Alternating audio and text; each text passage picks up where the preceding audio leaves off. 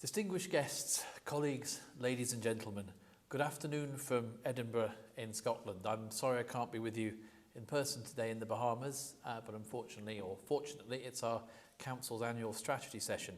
But I suspect the weather where you are is definitely a lot better than the weather where I am, and I'm sure I speak on behalf of all the Council members of the Chartered Banker Institute when I say we all wish we could be with you today in person. But I'm delighted to be able to play at least a small virtual part in your conference today, as the relationship between the Bahamas Institute of Financial Services and my own institute, the Chartered Banker Institute, continues to grow and deepen, as evidenced by the very many Chartered Banker MBA students and graduates from the Bahamas and neighbouring countries. I know many of you will be listening to me now, so I'd like to extend our warmest greetings on behalf of all of us at the Chartered Banker Institute. From your colleagues in the UK. We're all part of a growing global community of professionally qualified chartered bankers, proud to be chartered bankers wherever we are. And it's pride I've been asked to talk about today. I'd like to talk about, if I may, pride as a virtue and pride as a vice. And let's begin with the latter, misplaced pride. It's said that pride comes before a fall. That was certainly true in the case of banking in the 2000s, at least in many Western countries, where global reach, balance sheet size, ever-increasing quarterly earnings, being number one in the UK, in Europe, in the world, these all became reasons for banks, bankers, and let's not forget many politicians too, to boast. But I'd like to suggest that these were cases of misplaced pride, of hubris, and of pride that did indeed come before a mighty fall. And what a fall it was. We saw, and we're still experiencing, the effects of an enormous loss of economic value and the failure of numerous banks, or the near failure of numerous banks in the UK, Europe, the Americas and elsewhere. Some rescued by the taxpayer, some famous names have disappeared for good. Andrew Haldane, now the Bank of England's chief economist, estimated the direct wealth transfer from the taxpayer to the banks in the UK alone at £20 billion and in the US at $100 billion, about 1% of GDP in both cases. In terms of lost output, he estimates the cost to the UK at some £140 billion, $4 trillion in the US, and a total loss of world output of between $60 trillion and $200 trillion as a result of the financial crisis. And these are just the financial costs. What about the social costs? What about the opportunity costs? So indeed, what a fall. Definitely nothing to be proud of there. And yet, there is much to be proud of in banking. The fact that some parts of banking and some bankers lost their way in recent years doesn't mean banking isn't or can't be a virtuous activity. Banks, after all, have faced many crises in the past, but throughout, a large number of banks, the great majority, the very great majority of bankers, have persisted in doing the right things by their customers with an undiminished sense of social purpose. And when it's done well, banking does indeed serve many proper and positive social purposes. It allows individuals to save and borrow, it facilitates payments, it helps businesses to grow. It's the very foundation of modern economic life. It is, I suggest, a noble mission. But the point is that banking is the foundation, the essential facilitator of these social purposes. It isn't and shouldn't become the goal in itself, as I think unfortunately it did for too many in recent decades. Banking has long recognised its social purpose. Just look at the history of the savings banks, cooperative banks and credit unions, as well as the origins of many of the largest banks today, such as Barclays and HSBC.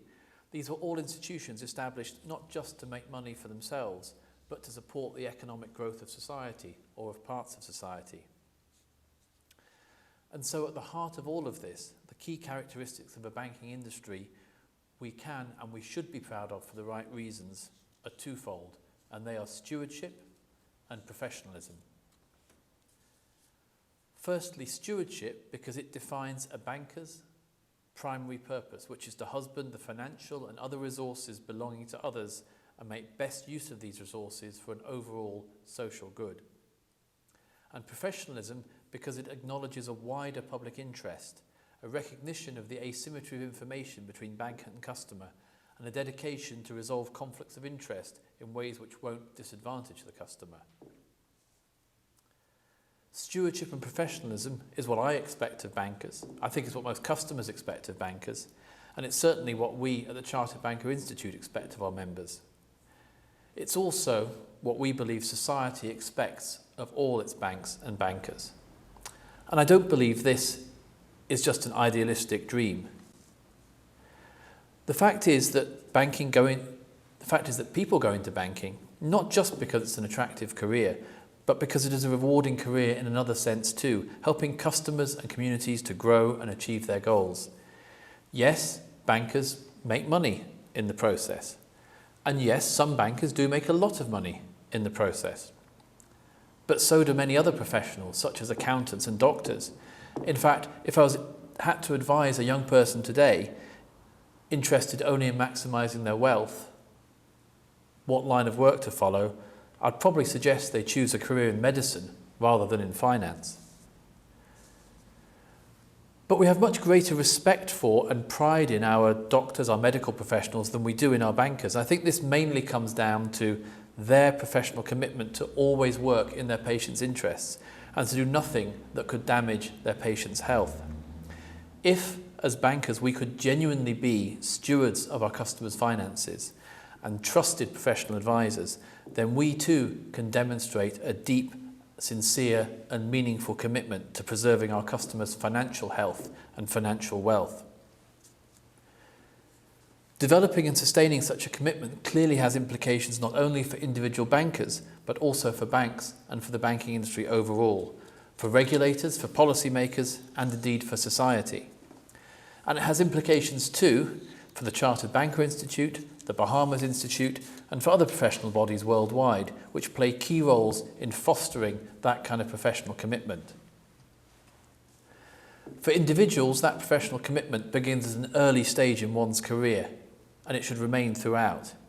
It involves adhering to the Chartered Banker Code of Professional Conduct, developing the knowledge and skills needed of a professional banker, mentoring one's colleagues and future generations of bankers, and doing whatever one can as an individual to promote a professional ethos within one's own working circle, whatever one's level of seniority within a bank.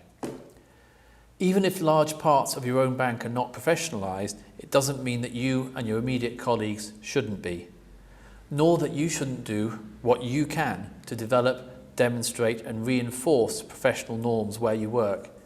It always comes back to individuals doing what they can and not hiding behind an organisation as an excuse for poor ethical choices or bad behaviour.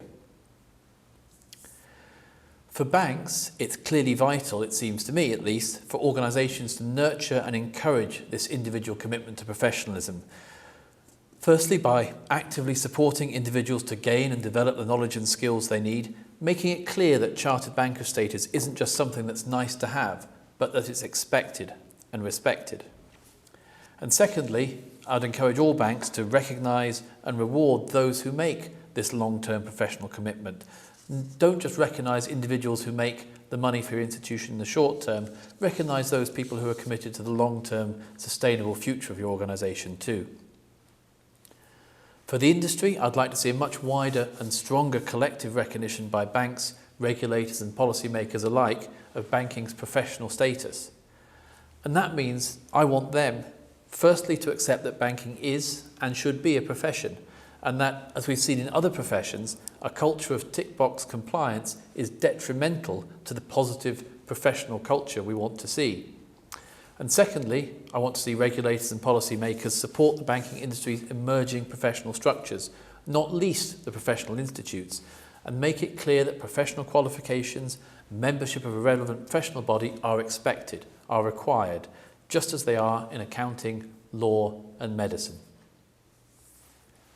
And for society, what I think we want to aim for is a much broader popular acceptance that banking is not simply an industry, but is a profession. That banking isn't a get-rich-quick scheme for bankers, or for that matter for customers, but has a much more profound purpose as the essential facilitator of much of modern economic life. If the banking crisis exposed nothing else, it showed the depth and indispensability of that social mission and the devastating ease with which public confidence and trust in that mission can be undermined. But we'll fully recover that historic public confidence and trust in banks and bankers only by rebuilding banking's own professional pride in itself, our pride in ourselves.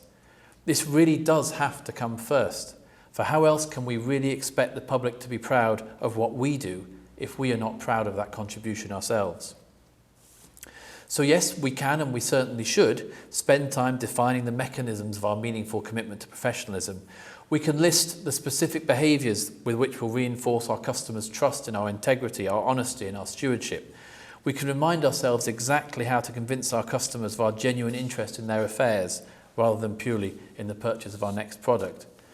All of these things are perfectly valid, but truly the ethical test for each of us as bankers, as professionals, is much simpler than a lengthy list of acceptable behaviours, any catalogue of desired professional skills or qualifications. We really need do no more than simply ask ourselves again and again, am I proud to sell this product or this service? Am I proud to work in the manner I do? Am I proud of what I do? Am I proud to be a banker? I hope, colleagues, you are all proud to be bankers and are proud to be members of the Chartered Banker Institute and the Bahamas Institute of Financial Services. Please continue to be proud of what you do, of who you are, and be proud of our re-emerging banking profession. Thank you.